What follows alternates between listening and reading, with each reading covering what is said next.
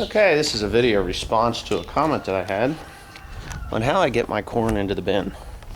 Well, it all starts here. This is kind of a weird system that we have here because I was only a kid when they set it up, and the theory was they were going to build more bins, and we had storage in the back of the building here for soybeans, oats, wheat, whatever, or even corn.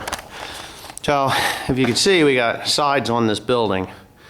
In the back, just a grain wall. In between these posts here, that post there and that post there, there's a post in the center there also, so that the building is stronger, so it can withstand the abuse of having grain against it. So they put the dryer in out here. I feel like I gotta explain this thing. I put the dryer in out here facing this direction, so if they needed to put grain in the building, it would just come from there across and into the back there. This is a 54 by 72 building. A 65-foot auger like is there would reach pretty well to the back. So that was the theory on that. Bin later with the intentions of building more bins, but that was in the early 80s, and as most farmers know, that in the 80s grain markets went all to hell, and it was a struggle to stay alive in the 80s with the grain prices that there were. So we only ever built one bin and stayed in the dairy industry a little bit longer. Well, we're still in the dairy, but not by much. So anyways, there's the bin. I believe there was supposed to be one or two more bins put up in this general area. And, of course, this is how it goes. All right. I got a mess here I got to clean up. We had a little bit of an overflow there. And anyways, goes into the dryer from there. Up to the top of the dryer, through the dryer, to the bottom. And we got this silly little auger here that used to run into a grain cleaner, a drum type grain cleaner that would take out any of the corn cobs and chaff and other stuff that was in there, which, they don't dock us for it anymore, so we don't worry about it.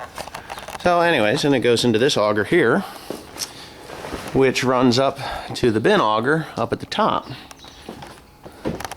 And from there, it drops into the top of the bin. Now I'm going to get this thing started here pretty quickly. I have about 300 bushels in this one wagon that's out there, and I'll show the whole thing in action. It's kind of noisy, so I wanted to do an overview of it before we actually got her up and running. So I have to climb to the top there and get those lids open and get my fan started to cool. Well, just keeping air on there, because when you there goes the fan. Yep, there it goes. Anyway, just keep air on it, because when you put corn in the bin, it's still alive, and it does want to germinate and sprout and heat up. So keep a good flow of air on there, and you won't have those problems.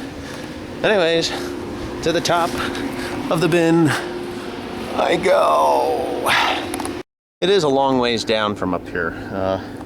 If you kind of come over the edge here, it's a long way to the bottom. So I really don't want to fall off. Yeah, I got to be kind of careful. So anyways, I'm going to open this up. This is door number 1. You can see that there's pressure on there from the air, and you can actually feel the warm air coming out. Now, I don't know if you can see in here. I know you can see dust and stuff coming out. But yeah, getting quite a pile of corn in there already.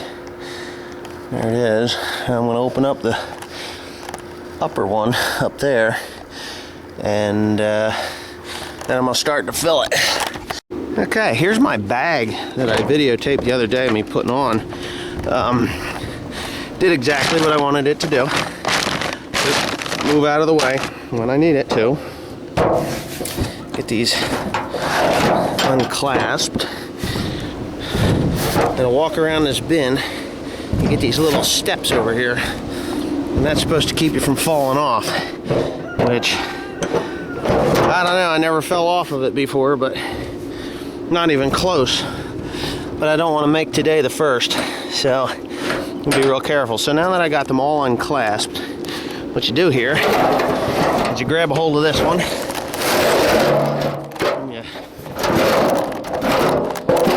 It's tricky. Anyways, you grab a hold of this one here, the same one that this one latches onto, because they're in different spots and it's a real pain in the ass if you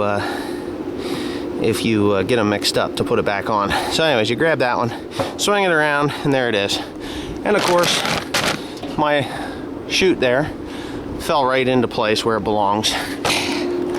And here's a little bit of the view today. Crystal clear.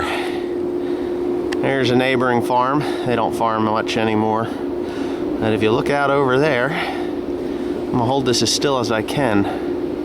That is the Milford Bridge, Milford, New Jersey. You can see it from the top of the grain bin. You can see it from the ground, but boy, the sun's just shining on that today.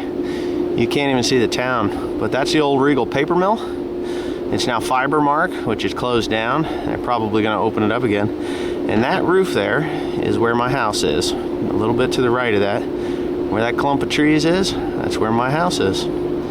So anyway, well, not quite, a little bit on the other side of that, but that's where it is.